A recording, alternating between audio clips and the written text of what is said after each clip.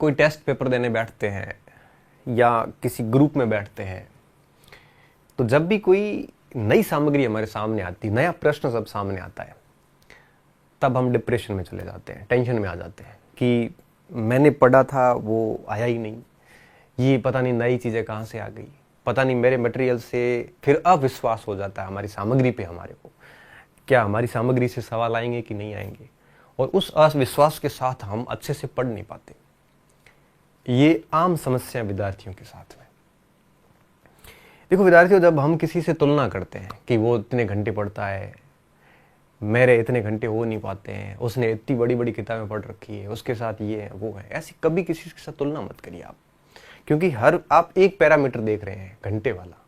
हर व्यक्ति की याद करने की क्षमता अलग होती है, हर व्यक्ति का पढ़ने का तरीका अलग होता है, हर व्यक्ति की समझने की शैली अलग होती है, हर व्यक्ति का अपने आप में गैस पावर अलग होता है, हर व्यक्ति का पेपर अटेंड करने का तरीका अलग होता है, हर व्यक्ति का एक प्रकार से याद करने का तरीका अलग होता है, हर व्यक्ति की बैठने की क्षमता अलग अलग होती है, हर व्यक्ति का पढ़ने का तरीका अलग अलग होता है। तो ये सारी भिन्नताएं होती है। हम क्या करते हैं, किसी एक एंगल से तुलना कर लेते हैं कि उसके पास किताब ज़्यादा है, या वो ज़्यादा घंटे पढ़ लेता है, या उसने कई सालों से तैयारी की है। ये सारी चीज़ें गौण हो जाती हैं। आपको इन चीज़ों से अगर आप तुलनाएं करोगे, आप एक एंगल से तुलना करोगे, तो बाकी एंगल छोड़ के अगर आप एक एंगल से तुलना करोगे तो निश्चित रूप से हम कहते हैं ना कि पराई थाली में घी ज़्यादा एकता है, दूर के ढोल हमेशा सुहावने नजर आते हैं। तो वो दूसरी चीज़ें हमें अच्छी ज़्यादा लगेगी, वो चीज़ें हमें ज़्यादा आकर्षित करेगी, और हम उन चीज़ों से आकर्षित होकर डिस्ट्रैक्ट हो जाएंगे रास्ते से, और अपन पढ़ नहीं पाते। इसलिए किसी से भी कोई तुलना ना करें, और अगर किसी कोई अगर नई सामग्री आती है तो उसको याद कर लो। और आप एक और चीज़ बता देता हूँ कि हर विषय अनंत है, चाहे इतिहास हो, चाहे भूगोल हो, चाहे मनोविज्ञान हो, कोई भी विषय हो, अनंत है। आप कभी पूरा विषय तैयार नहीं कर सकते। लोगों की जिंदगी खप जाती है एक टॉपिक तैयार करने में, एक टॉपिक के ऊपर पीएचडी करते हैं। ये साइंटिस्ट जितने भी है, एक एक टॉपिक को लेकर पूरी जिंदगी उनकी बीत गई। लेकिन प्रतियोगी परीक्षाओं की एक सीमा है, उससे ज्यादा प्रश्न लेवल पे नहीं जाते। अब आजकल हर भर्ती परीक्षा में 10-10, 12-12 सब्जेक्ट है सिलेबस में। अब 12-12 सब्जेक्ट कोई भी विद्यार्थी कंप्लीट कर ही नहीं सकता। ये जितने भी टीचर पढ़ा रहे हैं, आप उनको भी अगर आप अपनी तरफ से सवाल पूछ लो, उत्तर नहीं बता पाएंगे। मैं गारंटी के दावे के साथ कह सकता हूं, आप एक सीधा सा रैंडम प्रश्न कर लेना, कहेगा 10 मिनट बाद में उत्तर देता हूं। हमारे साथ भी होता है ऐसा। जब भी कोई प्रश्न आता है तो हमें भी सोचना पड़ता, पता नहीं क्या उत्तर है इसका, देख के बताना पड़ता है। तो ऐसा कोई आपको लगता होगा कि शिक्षकों को वगैरह को सबको सब कुछ आता है, किसी को नहीं आता ये सब। एक विषय अनंत होता है। तो आपको ये कभी तनाव नहीं लेना है कि मुझे आता नहीं है, नया कोई सवाल आ गया और हम डर गए। ये डरने की जरूरत नहीं है। ये जितने भी सफल लोग आप देख रहे हो, इनको भी सारे नहीं आते। ये भी परीक्षाओं में 65% लाके ही पास हुए। कई बार क्या होता है, शिक्षकों में प्रतिस्पर्धा होती है, एक दूसरे में अपनी छवि महान बनाने के चक्कर में भी कई बार इतना कठिनता के लेवल पे टीचर चले जाते हैं, सब्जेक्ट के ऐसे ऐसे प्रश्न दे दे विद्यार्थी मारा जाता है। तो फिर होता क्या है, एक वो मारवाड़ी में कहावत है, बिल्ली का खेल हो रहा है और चूहे का जो है वो घर टूट रहा है। क्योंकि बिल्ली खेलती है बिल्लों के ऊपर, तो चूहे के घर टूट जाते हैं। तो फिर क्या होता है, कई बार टीचर्स जो है वो भी सब्जेक्ट की अथाह गहराई में चले जाते हैं। तो फिर होता ये कि हम वापस तनाव में आ जाते हैं, यार इतना तो हमने पढ़ा ही नहीं। हमें ये लगता है कि सारे प्रश्न महत्वपूर्ण है। कई बार प्रोफेशनलिज्म भी बीच में आ जाता है। कई बार गाइड वगैरह में अनावश्यक चीजें होती है, वो देख के हम डर जाते हैं।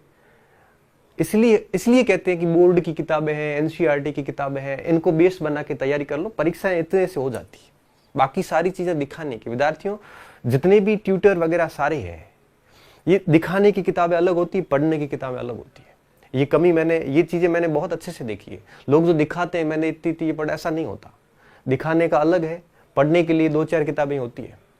तो आपको इन चीजों में बिल्कुल तनाव नहीं लेना। आप जब पेपर देखोगे, आगे अभी रीट के एग्जाम्स है, फर्स्ट ग्रेड के कॉलेज के एग्जाम है, आप पेपर देखना, आप देखोगे उसमें पाओगे कि यार ये तो कुछ था ही नहीं। आप यूं ही इतने तनाव में रहे, आप फालतू के ही एक प्रकार से डिप्रेशन में चले गए। वो सिर्फ इस कारण चले गए कि आपने कहीं से भी थोड़ा कठिन सवाल देख लिया। लोग जनरली, एक ह्यूमन प्रवृत्ति होती है, हम क्या करते हैं, हम ऐसा प्रश्न बनाते हैं जो हमें नहीं आता है। ये मानवीय प्रवृत्ति। मैं अगर आपको कहूंगा कि आप मुझे कुछ सवाल पूछो, तो आप वही पूछोगे ना जो आपको नहीं आता। तो फिर प्रश्न जनरली वही पूछे जाते जो उसको खुद को नहीं आते। तो जो ऐसे प्रश्न कितने होते परीक्षा में? 5%। ऐसे 5% कठिन सवालों के चक्कर में हम हमारी 95% की तैयारी बिगाड़ देते हैं। इसलिए मैं कई बार कहता हूं सोशल मीडिया के इन प्रश्नों से वगैरह से दूर रहें। क्यों? ये लोग क्या करते हैं, ये ऐसे कठिन सवाल देके उस विषय के प्रति एक ऐसा भय पैदा करते हैं कि आप उनके पास जाओ। तो आप विद्यार्थी वर्ग उसको समझ नहीं पा रहा है। अगर आपको सब्जेक्ट गहराई में जाना तो आप जाइए, आप स्टेप टू स्टेप जाइए, धीरे धीरे धीरे धीरे धीरे धीरे धीरे आप पढ़ते जाओगे तो धीरे धीरे अपने आप गहराई आएगी। लेकिन आप अगर चाहते हो कि मैं एक ही दिन में गहराई, तो वो नहीं हो पाएगा। परीक्षाएं पास करने के लिए आराम से 12वीं तक की जो किताबें होती है उसको बेस बना के अगर ढंग से तैयारी की जाए, जैसे 12वीं तक का जो मैटर है उसमें 2-4 बातें और एक्स्ट्रा पढ़ी जाए। जैसे अक्षांश देशांतर रेखाएं 12वीं में है, 11वीं 12वीं में है कहीं पे, वहाँ 5 विशेषताएं, तो आप थोड़ी 2-3 और विशेषता याद कर लो। बस यहां तक ही एग्जाम्स में पूछा जाता है, इससे ज्यादा नहीं पूछे जाते। तो आप ऐसे सोशल मीडिया पे ऐसे अजीबोगरीब सवाल आते हैं, उनसे डरे नहीं। क्योंकि ये कई लोग प्रतिष्ठा के लिए सवाल देते हैं, कई लोग अपनी दूसरी टीचर्स की प्रतिस्पर्धा के कारण टफनेस बढ़ती जाती है। ये बगाड़ दिया सारा कुछ इस सोशल मीडिया, यूट्यूब वगैरह ने। आप पुराने पेपर जब देखोगे तो आपको एहसास होगा कि नहीं यार, इतना तो कुछ नहीं जितना आजकल ये चल रहा है, कठिनता, यूजलेस प्रश्न वगैरह चलते रहते हैं। आजकल मैं कई बार यूट्यूब वगैरह पे देखता हूँ, बच्चे प्रश्न पूछते हैं, तब हमें भी लगता है पता नहीं कहाँ से आते हैं। अब एक आजकल जिला दर्शन नया चल रहा है। अब मैंने बाड़मेर जिला दर्शन एक बार किसी बच्चे ने, तो बाड़मेर में ऐसे ऐसे किले बता दिए जो बाड़मेर में है ही नहीं। तो क्या होता है, अपनी कुछ रेपुटेशन बनाने के चक्कर में इतना कुछ दे देते हैं कि बच्चा भ्रमित हो जाता है। बच्चे को लगता है कि पता नहीं कितना कुछ पढ़ा है पढ़ने के लिए। ऐसा कुछ भी नहीं, ये चीज हमें भी नहीं आती। हम परीक्षा हम भी पास कर चुके हैं, आप कहो तो और भी कर लें हम। ऐसा कुछ भी नहीं है। कंटेंट अच्छा याद रखो, बढ़िया चीजें याद रखो। फालतू चीजें अगर याद करोगे तो ये तो सागर है, इसमें कितना कुछ याद करोगे, इसकी कोई सीमा नहीं, अनंत है ये। इसलिए पुराने पेपर्स को देखोगे तो आपको पता चल जाएगा कि इतना कुछ नहीं है जितना इन्होंने माहौल सभी ने बना रखा है। डरने की कोई जरूरत नहीं है। 12वीं तक की किताबों को बेस बनाइए और सामान्य एक किताब, हर सब्जेक्ट की बढ़िया किताब रखिए और उसको बढ़िया तैयार कर लीजिए। जैसे पॉलिटी है तो लक्ष्मीकांत है या वाणी प्रकाशन की एक किताब आती है, उससे सवाल बाहर नहीं जाता, वो तैयार कर लो, बाकी लाने की कोई जरूरत नहीं।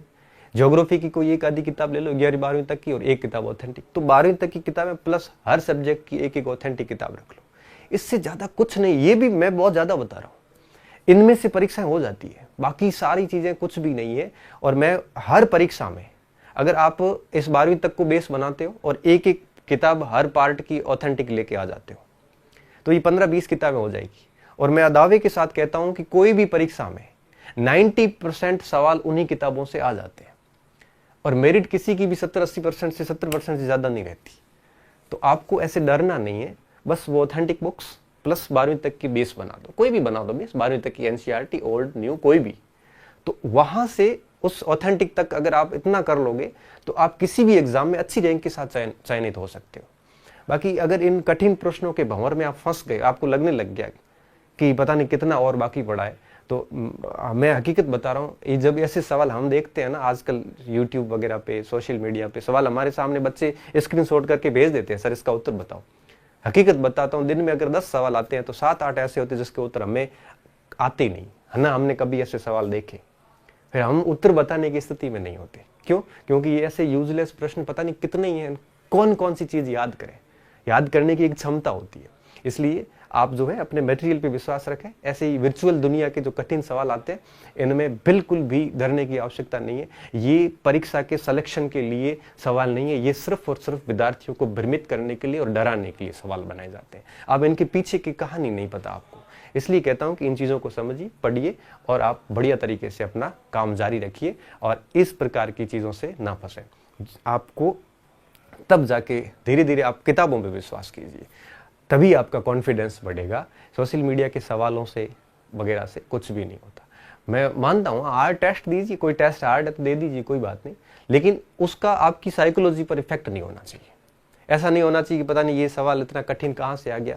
सब्जेक्ट का कोई सीमा नहीं है, आपकी परीक्षा की एक सीमा है, तो उस सीमा को समझिए और आप है वो मेहनत करते जाइए। बाकी इन चीज़ों में आपको प्रभावित होने की ज़रूरत नहीं है, ये चीज़ें आपको निश्चित रूप से असफल करेगी। इसलिए कहता हूँ कि अपनी किताबों में विश्वास रखिए, आपके पास जो सामग्री है उसको बढ़िया तरीके से पढ़िए, किसी से तुलना ना कीजिए, और इस प्रकार के अजीबोगरीब सवालों से, इस प्रकार से कठिन हार्ड डीप सवालों से बचिए। ये सवाल सिलेक्शन के लिए नहीं होते, ये सवाल सिर्फ और सिर्फ बच्चों को भ्रमित करने के लिए होते हैं, बच्चों को डराने के लिए होते हैं। इससे कईयों को फायदा भी होता है। तो मेरा सिर्फ इतना ही कहना है कि मैंने कई सारी परीक्षाएं पास की है, इसलिए मैं आपको कहता हूँ कि इनमें से अधिकांश सवाल हमें भी नहीं आते।